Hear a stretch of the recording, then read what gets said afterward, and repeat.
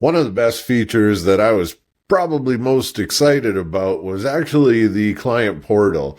That is really where the rubber hits the road when it comes to SiteBoards, and I wanted to give you an overview of how it works and what's all involved with it today, so let's get to it. All right, I'm already logged in, and I'll just go check my clients. You'll see this client here, fictitious, obviously, has two different projects with it, okay? The reason you'll see why I'm mentioning that in a minute. So to start, how the whole thing works is when you add a new contact, you'll see there's a send portal link.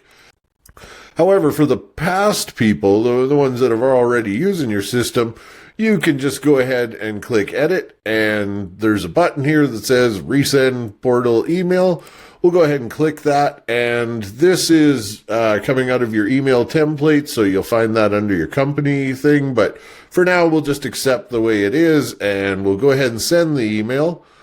And I just happen to conveniently have my email thing set up, and there it just came in. And as you see, this is all white label. It looks like it came from my company that I have set up to showcase the app here. No mention of SiteBoards, anything other than the URL.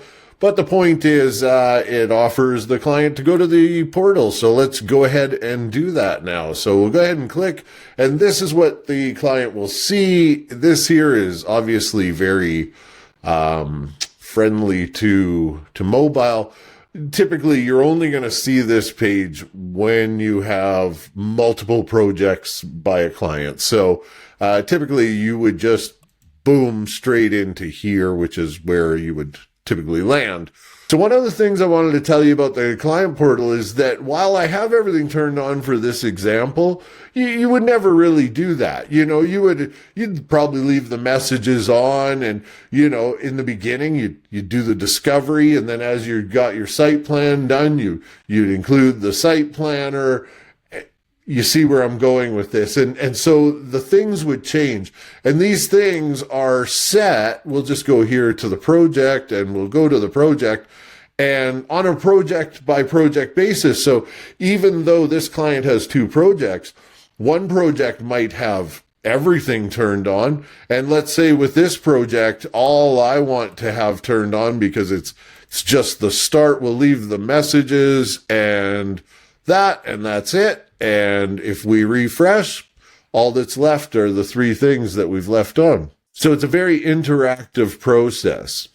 This here is a shortcut to the messages, and the messages are here. And if I wanted to, I could start a new message, and I could say regarding proposal, and I could say, I think this proposal is expensive. I don't know.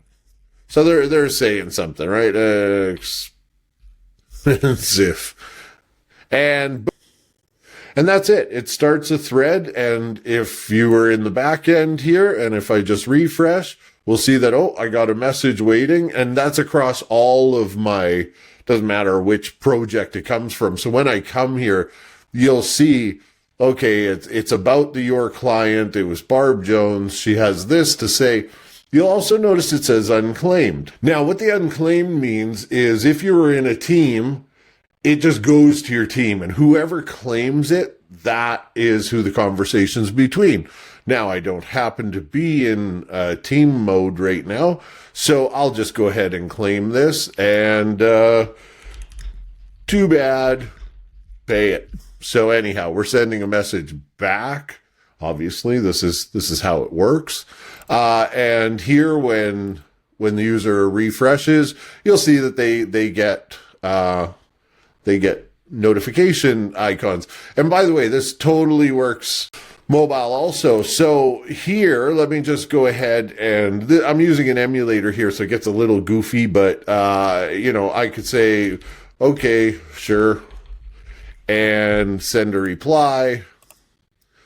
And if I wanted to, at this point, I could say, okay, I agree. And what the agree means is when you have both sides agree on an issue, it archives it.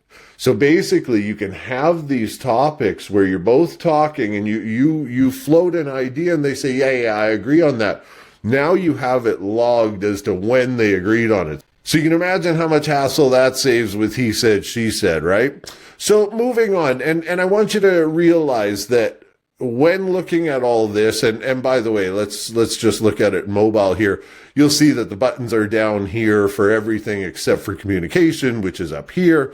But you have your discovery. You can answer all your discovery questions. You can go to, the different things. You can find out what they're for. Obviously, mouse over doesn't work in a mobile. You would tap it. But you can go through the different, panes here, or you can go back to all sections and jump to the section. Let's just get out of mobile here. And you can see it looks a whole lot better. Obviously, people probably should be using desktop, but the truth of the matter is your clients are going to want to use whatever the hell your clients are going to want to use. So let's let them use it, right?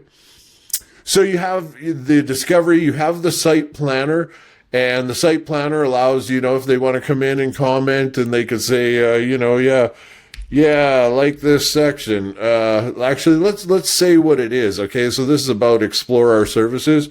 Our services have changed. Let's just say that. I don't know.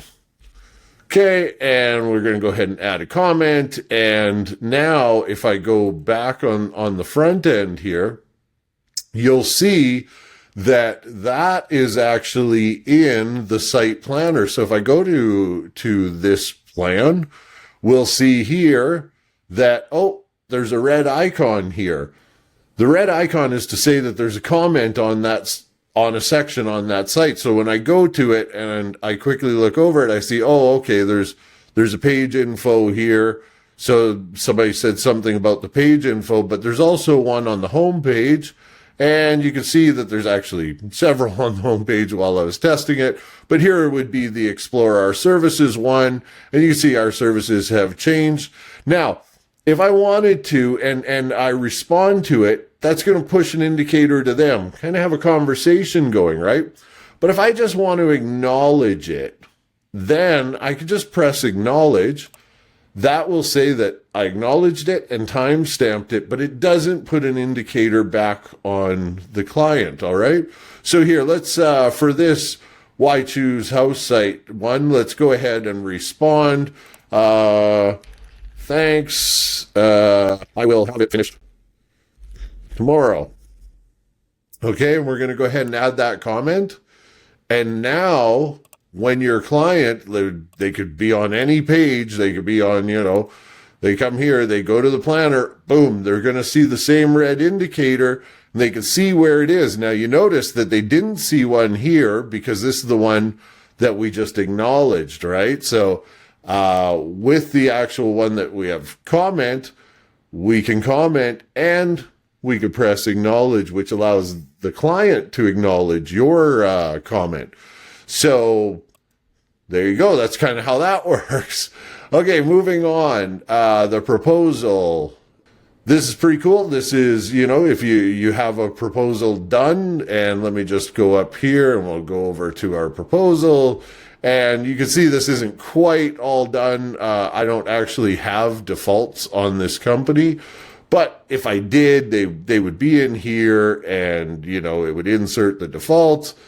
So yeah, but I have moved a proposal over here. You can see this one's already been approved, which I would have to use a different project to have the proposal reapproved. However, you can see that it shows them the proposal. They can download it, they can make a comment, and when you make a comment, it basically will say, it puts the subject of that, and it starts a thread that you can talk about the proposal.